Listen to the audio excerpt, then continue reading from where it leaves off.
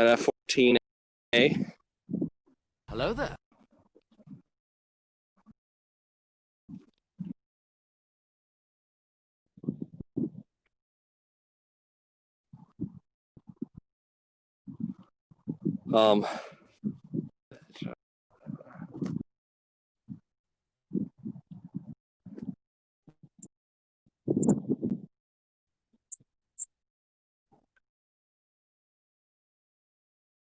I don't know why it's doing that. I don't have bad connection. Is it notably worse than it was 2 days ago? It's notably worse over the last 10 minutes. I'll see if I can do something on my end. Give me...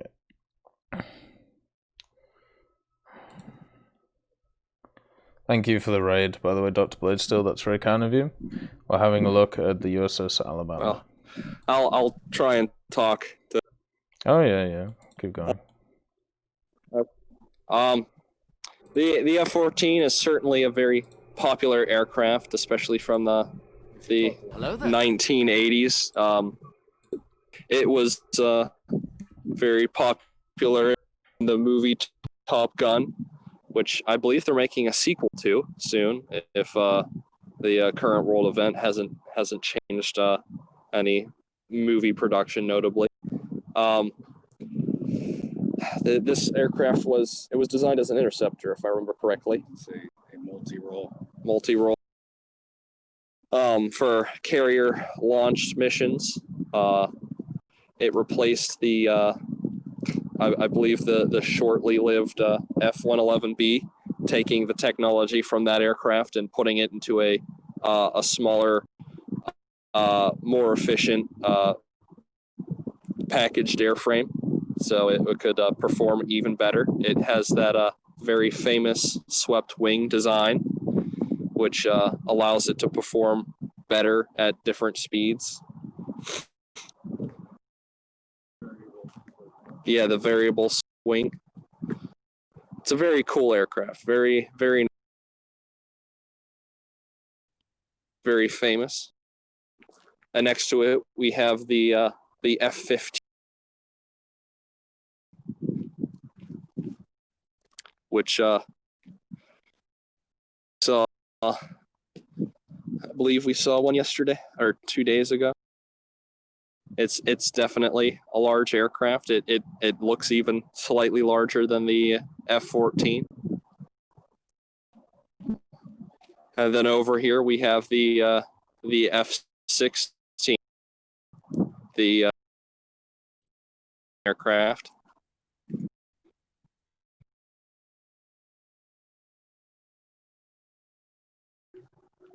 Other aircraft. And yeah, whatever. Here we have the F-105 Thunder Chief. Unfortunately, not in as good condition as the one that would have been at the Armament Museum because of the hurricane. But it's still a nice sight to see for sure. The amount of bombs this thing could carry was quite impressive.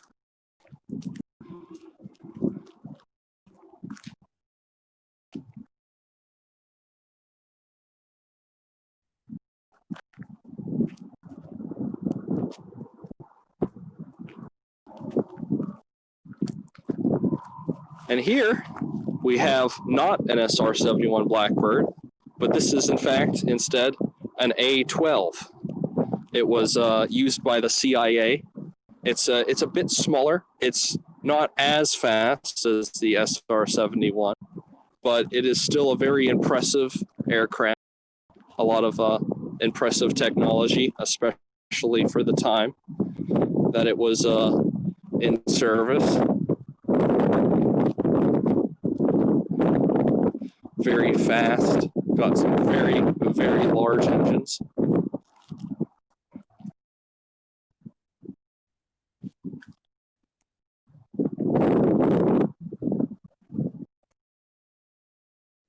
Very nice looking aircraft.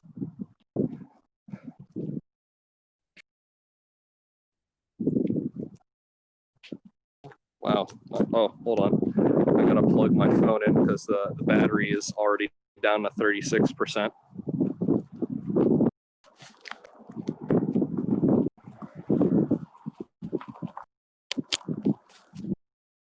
Around a lot. Yeah. I'm doing what I gotta.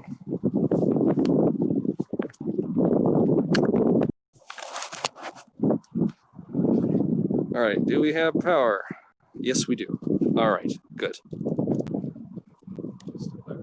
Yeah. Are you still there, Tech? Okay. Good. Hello there. Didn't want stuff to get disconnected. That'd be bad. We're gonna go inside the aircraft pavilion here. No. It's the other side. Oh yeah. Huh. I'm sorry. I completely forgot about the other outdoor exhibits.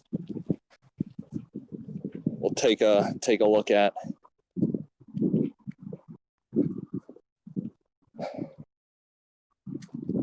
Over here by this building here is the gift shop, but they have 2 6-pounder guns over here. They were used as saluting guns, if I remember correctly. Yep, 6-pounder saluting gun. Standard armament on ships of the Spanish-American War.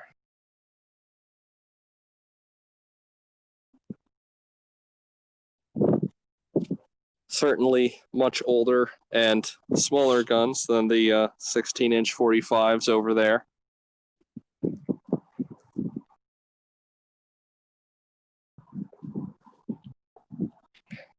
Here we have the ship's bell. Quite a large bell.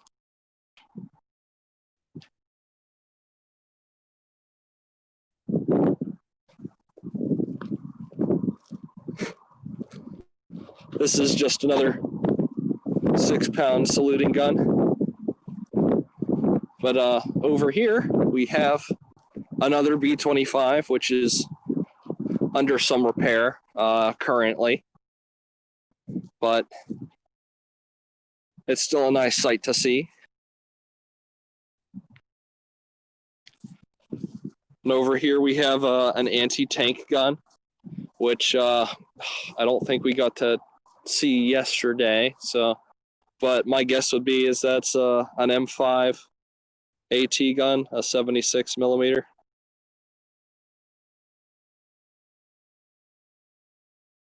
Certainly pales in comparison to the battleship next to it. And here we have one of the ship's propellers.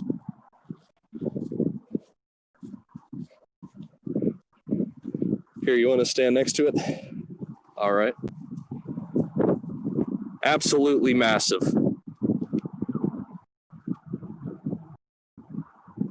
The ship would have had not just 2, but 4 of these to move the ship at the speed that it was able to move at, which was 27 knots at its top speed. 27.5, yeah.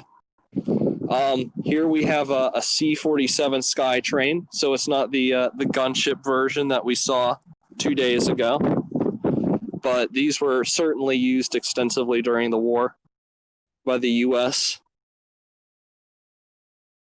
for cargo, for paratroopers.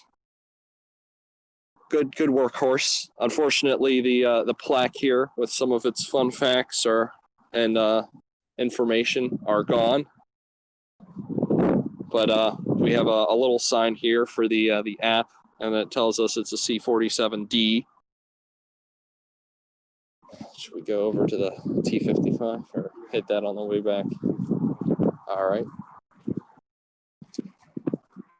Here, we're gonna take a quick detour and see something that may seem out of place compared to the other stuff here. A non-American vehicle, a T-55 MBT.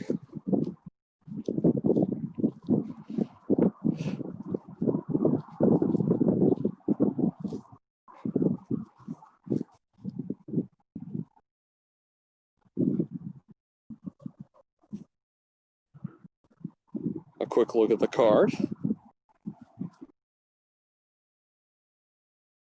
Substantially smaller than the patent.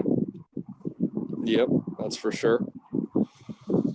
The T-54/T-55 is the most produced tank in history. Estimated production numbers range from 86,000 to 100,000 tanks manufactured from 1946 until 1983. That's pretty impressive. The amount of tanks that they had pumped out.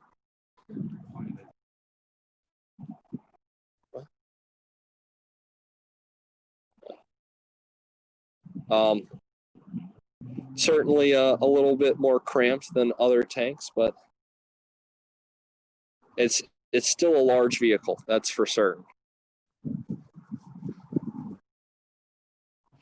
I believe there are countries that still use these today, actually.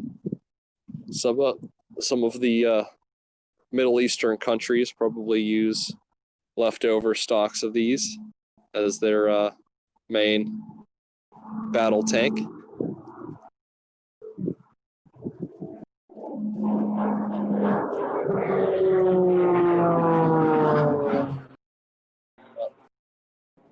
That was a trainer aircraft that just flew overhead.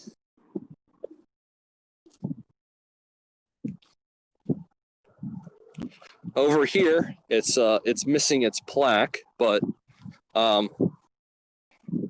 this, I believe, is a 155 millimeter M1 long tom.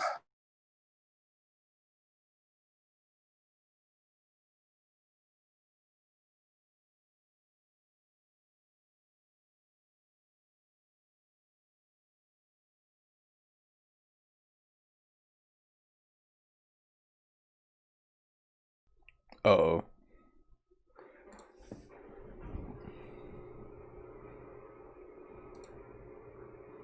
I think we may have lost him. The T-55 got him.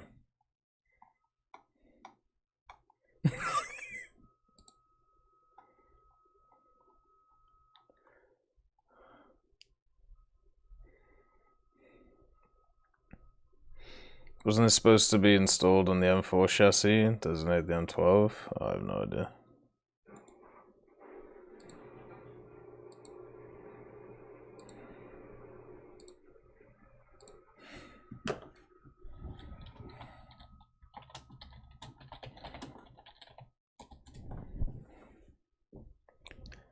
Did you run out of data? No.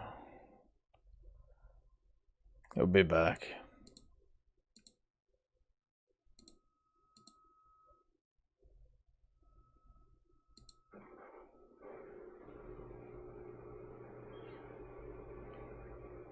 Jonathan. I think he thinks he's still connected.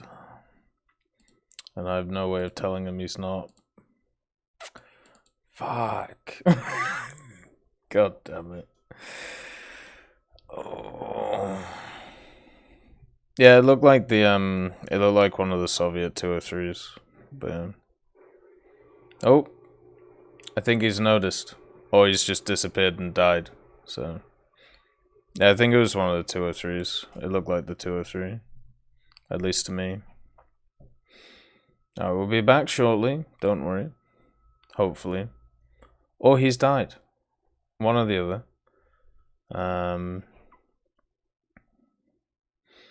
Hopefully everything's okay. We'll see what's going on.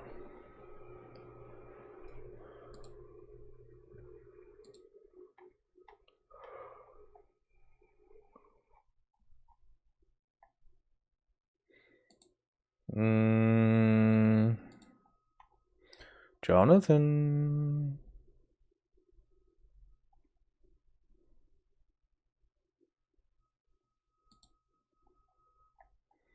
Maybe he's just died.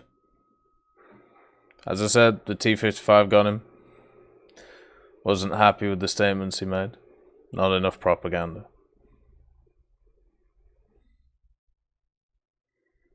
Actually, I don't know. Is he online right now? No. He might be trying to reset. We'll give him a little bit of time. See what happens.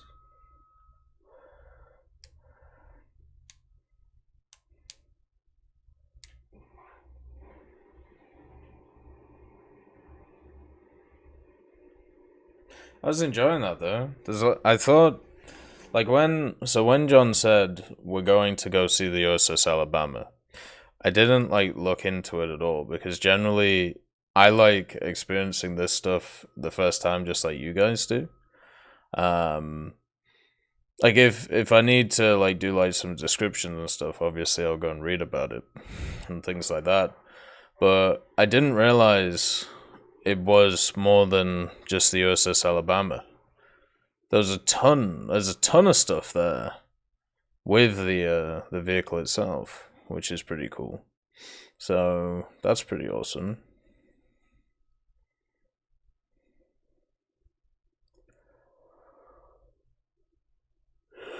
Like, I didn't realize they had a bunch of ground vehicles. They have a submarine. Like, there's a submarine there? Why is there a submarine there? You know, they got a bunch of helicopters, which makes sense. Bunch of naval stuff.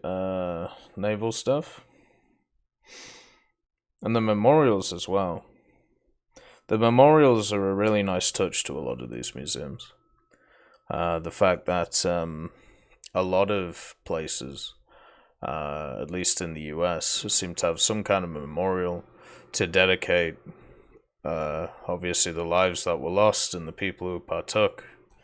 That's something that is really nice that it's preserved, like the history of. It's always important to know why we fight, who we fight, and how we fight. Where else do you put a submarine? Well, in the water, generally. Like, I don't know. I mean, that's where I normally find them. But yeah. It's really nice of these guys to give up their time to show us this stuff. And then also, you know, just to let you guys know, on Saturday, we are going to,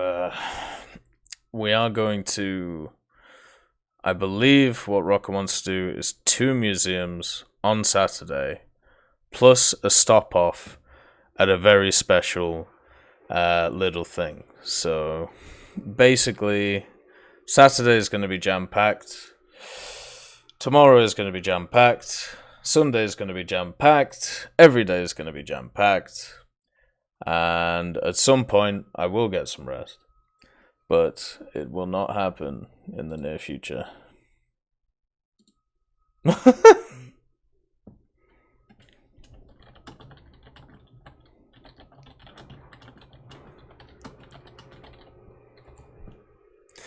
Oh, John.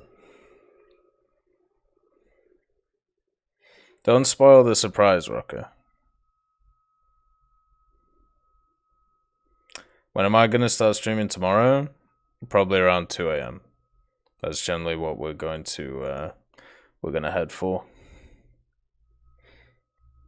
Like normally it's normally that's what we'll hit. It should be pretty good. Let's see.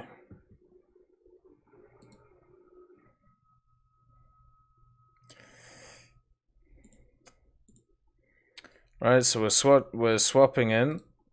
Let's see. You there, brother?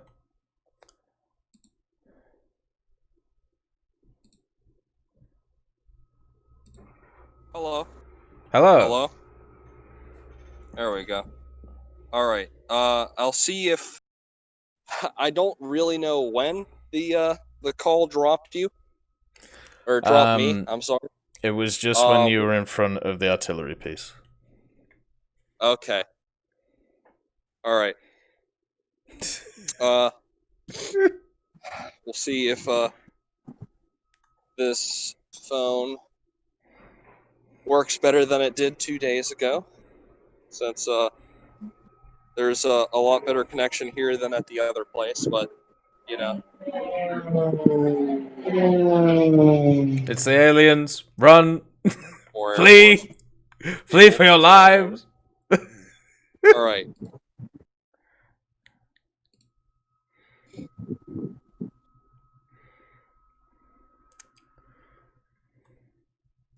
Yeah. How does this look? It looks great, but it's in vertical. Oh, yeah. Gotta turn on rotate. All right. How's this? Perfect. Okay. Just tell me no if it gets a little too choppy. I will do. All right.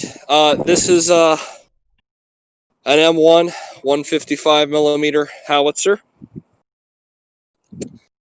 A certainly large gun. Stand in front of it since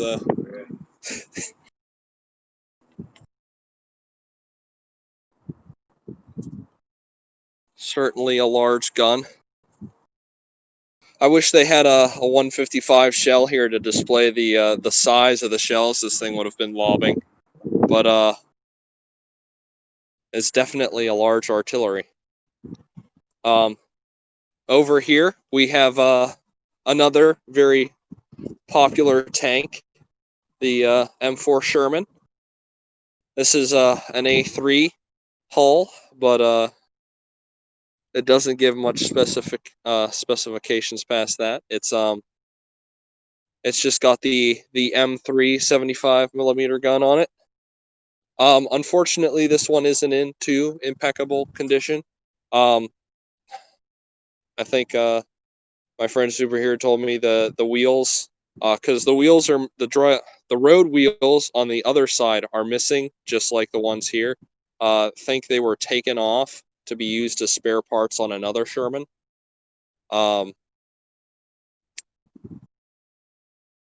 It's still nice to see the tank, though. That's for sure. It gives an idea of the size of these things, and it's in good enough condition to get an idea of what it would have looked like. Over here in better condition, we have an M26 Pershing with the M3 90mm gun.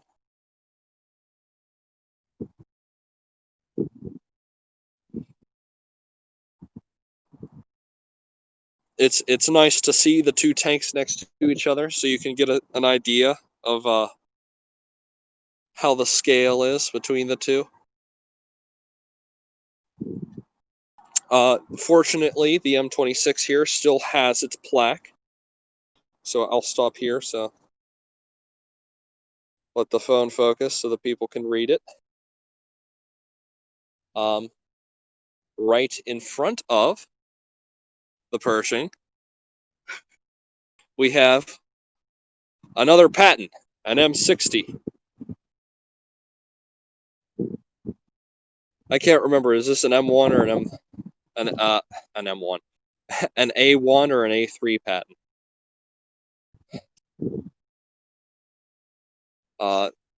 I believe this is. I'm assuming this is just primer because it's all just one color. Apparently, when the hurricanes get here, the water can get all the way up into the wheels of these tanks. Oh, it's an A1. All right.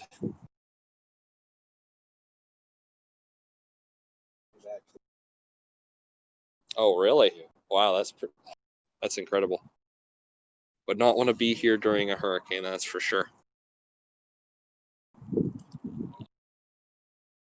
Very cool to see different vehicles and stuff.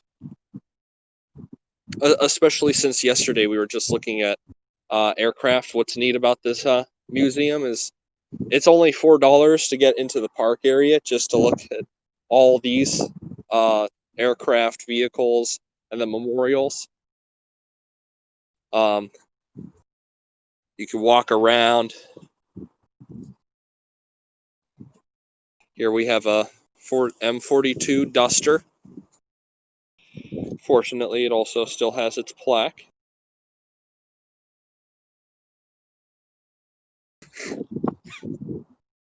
A nice size comparison. It's something that I thought was neat that the plaque mentions is that the North Vietnamese, since they use these vehicles in direct fire roles occasionally, the North Vietnamese soldiers dubbed this thing the Fire Dragon, with the twin 40s going. The only real difference between this thing and the M19 is the M42 is based off of the M41 Walker Bulldogs chassis instead of the M19 is based off the M24 Chaffee's chassis. Over here, something that really isn't seen that often. I've not seen too many of these around. It's often not thought about. This is an M1 120 millimeter flak gun. So the Germans weren't the only ones using large flak cannons. We had these large things for mostly home defense in the States or defense of airports and airfields and stuff. It is a massive gun. I think it's very cool. The gun actually the gun on the T-34 heavy tank was developed from this 120 millimeter gun. Unfortunately, this gun's plaque is missing, but it's still good to see. I'm hoping that in the future they'll be able to replace these plaques. Hopefully, with money from donations, they'll be able to keep everything in good order. This is the oh so popular M113 APC in the standard APC configuration. There's no additional turrets or anything on it.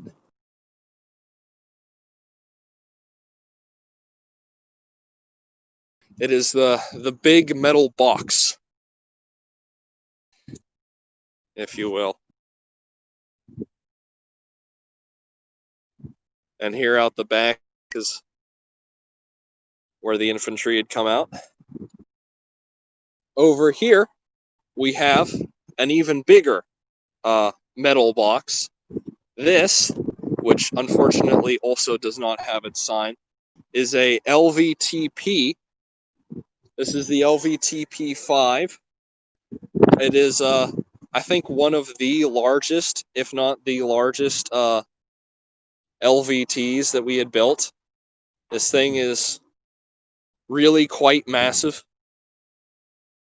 It is, of course, amphibious, so you could have quite a few of these rolling up onto a beach with Marines inside.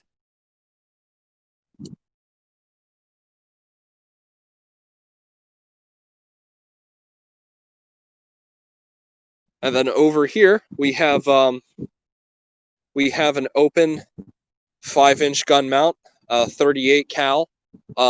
Unfortunately, I'm not familiar with what mod it is.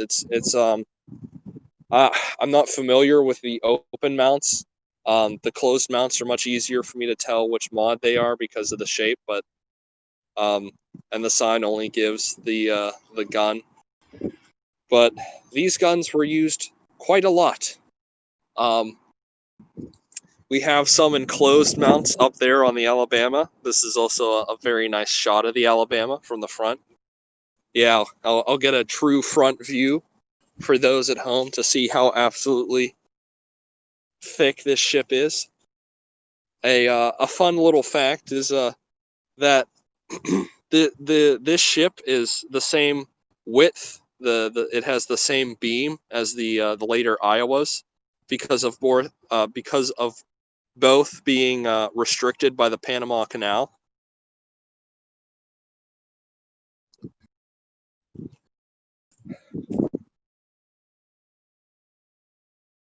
Build the Montanas, which were designed to be built after the Iowas, they would have been wider because I believe, if I remember correctly, there was a plan to build a wider set of locks for the Panama Canal. But because that never happened, that never came to fruition. But we definitely get to marvel at the massive battleships that we did build. And it's very, very cool to see these ships still around. Now, does anyone in the chat want to take a second look at some of the tanks while we walk back over to the aircraft pavilion?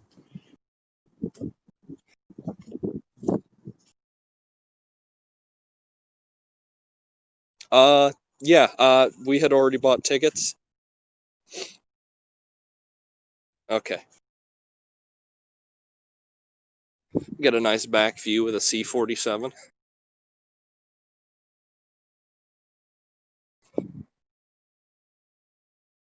What? There's pizza here. That's kind of strange. Hey, yo, the pizza here.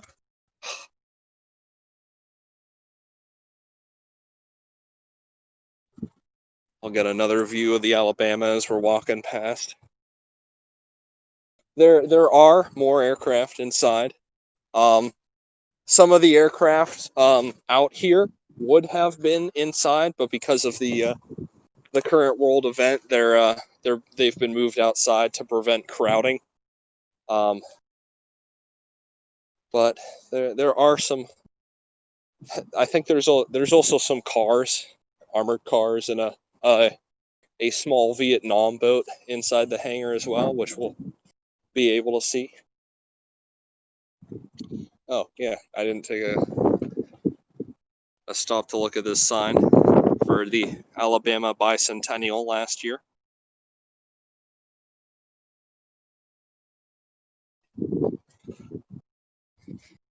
All right.